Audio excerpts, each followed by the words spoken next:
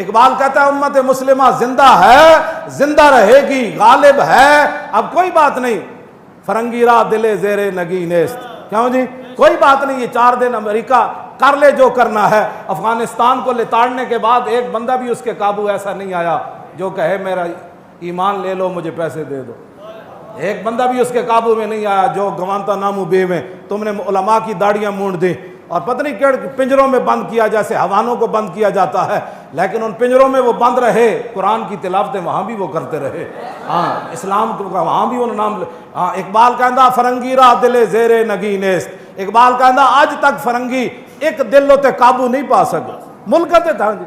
ہاں متاعو ملک است تو دین است، انہیں کیا ہونا ملکاں تے قبضہ ضرور کیتا ہے لیکن دین تے قبضہ نہیں کر سکے، ہاں جتنا مرضی جہاں بھی کتنی پابندیاں لگیں، مسجدوں کے سپیکر اترے، میلاد شریف پر پابندیاں لگیں، ممتاز قادری تختہ دار پر لٹکا اور 1 لاکھ سے زیادہ بندے تحریک لبیک کے اندر چلے گئے، تو کیا لبیک کا نعرہ بند ہوا؟ نا اقبال کہنا فرنگی را دل زیر نگی نیست متاعو ملک است و دین است، انہیں کیا اس دا متاع اتنا ہی ہے، عراق دے کنویں تے قبضہ کر لیا، تیل دے کنویں لین آیا سی تے قبضہ کر لیا، افغانستان دے خزانے تے قبضہ کرنا آیا سی، خزانے لے کے چلا گیا، اور شام دے اندر جڑا کچھ ہوتے لوٹ مار سی امریکہ کر کے چلا گیا، لیکن پھر کیا وہ لرزہ بر اندام ہے، اتنا ظلم مچانے کے بعد پھر امریکہ کیوں پریشان ہے؟ کیوں جی خدا بندے کے در تحفے حریمش، اقبال کہتا ہے جتنے چمچے کٹ سے گئے وائٹ ہاؤس کا طواف کرتے رہے اور ملکہ برطانیہ کا طواف کرتے، خدا بندے کے در تحفے حریمش، کہتا وہ جتنے تمہارے چمچے کڑچے گئے یا حکومتیں کرتے رہے اور تمہارے دروں کا طواف کرتے رہے، صد ابلیس است یک روح الامین است، کہتا لکھاں ابلیس ضرور گئے لیکن محمد عربی کا ایک غلام بھی تمہارا طواف کرنے کے لیے نہیں گیا، یہ بات ہے۔ تم کیا سمجھتے ہو حضور کا دین ایسے چلا جائے گا؟ نا یہ دین اپنی پاور رکھتا ہے، ہاں اس لیے اس دین پر کوئی غالب نہیں آ سکتا، ملکوں پر تم نے قبضے کر لی، یہاں بھی 100 سالہ برطانیہ رہا تو 1947 کے بعد پھر حضور کے غلام میدان میں آ گئے،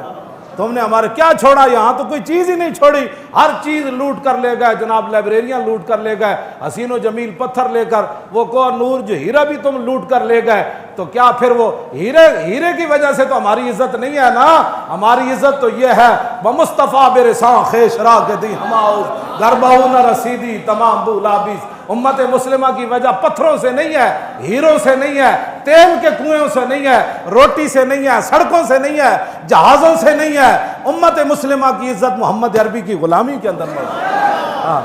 تم نے جس کو عزت والی باتیں سمجھی ہیں وہ تو ہمارے بڑوں نے، صحابہ کرام نے، حضرت نعمان بن مقرن آئے جب یزدگرد کے دربار میں اعلیٰ قالین بچھے ہوئے تھے اور بڑے بڑے قیمتی، تو آپ نے اپنی تلوار اور نیزے سے ان کو پھاڑنا شروع کر دیا،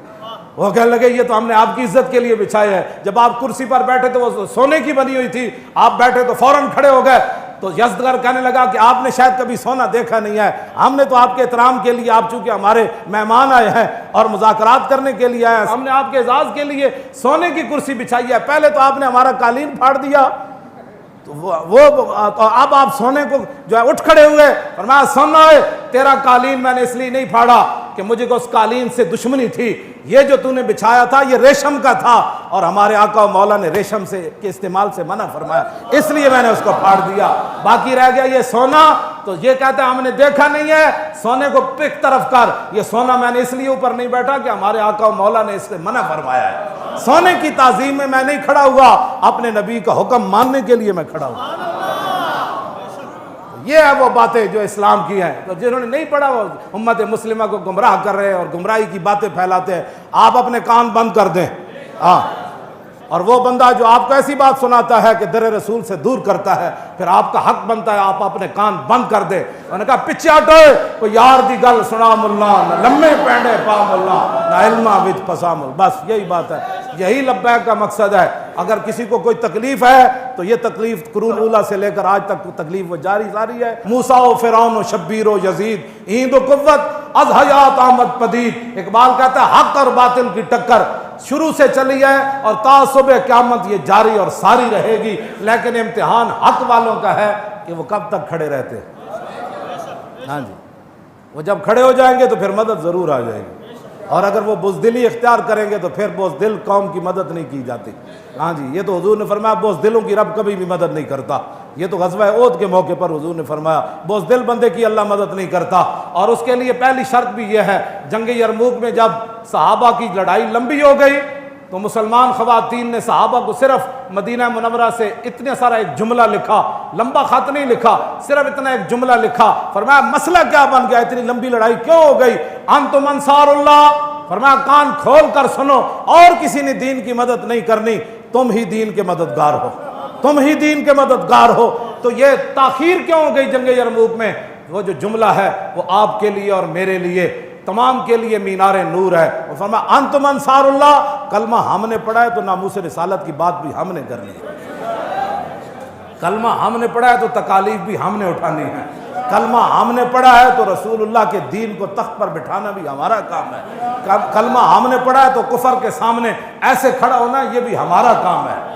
کلمہ جو ہم انتم انصار اللہ، فرمایا تم ہی دین کے مددگار ہو۔ اقبال کہتا ہے لرزم از تو شرم چو روز شمار، پرصدت آب روئے روزگار، حرف حق از حضرت ماں بردئی، پس چراں با دیگرانہ سپردئی۔ اقبال کہتا ہے جب میں قیامت کا تصور کرتا ہوں تو پانی پانی ہو جاتا ہوں، لرزہ پر اندام جا ہو جاتا ہوں، کانپنا شروع کر دیتا ہوں۔ کیوں؟ کہا کہ قیامت والے دن جب رسول اللہ نے پوچھ لیا کہ اقبال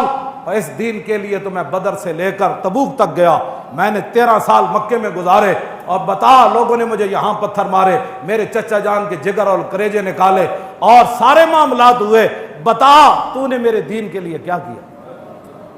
ایک سوال ہی کافی ہے امت کے لیے۔ تو کیا کہے گا امتی پھر؟ کیا عذر کرے گا؟ ھذا یوم لا ینطقون ولا یوزر عنہم فیاض۔ سورہ مرسلات کے اندر اللہ نے فرمایا وہ دن وہ ہوگا جس دن کسی کو بولنے کی اجازت نہیں ہوگی۔ ایسے تو لوگ بڑبڑ کر دیں نا، وہاں تو زبان پر مور لا دیجئے۔ اور ولا یوزن لہم فیعتذرون، اور یہ بھی اجازت نہیں ہوگی کہ بندہ معذرت کرے کہ نہیں جی میرے پیٹ میں بڑا درد تھا اس دن، معذرت بھی نہیں، بولنے کی بھی اجازت نہیں۔ بتاؤ پھر قیامت والے دن حضور کے سامنے کیسے پیشی ہوگی؟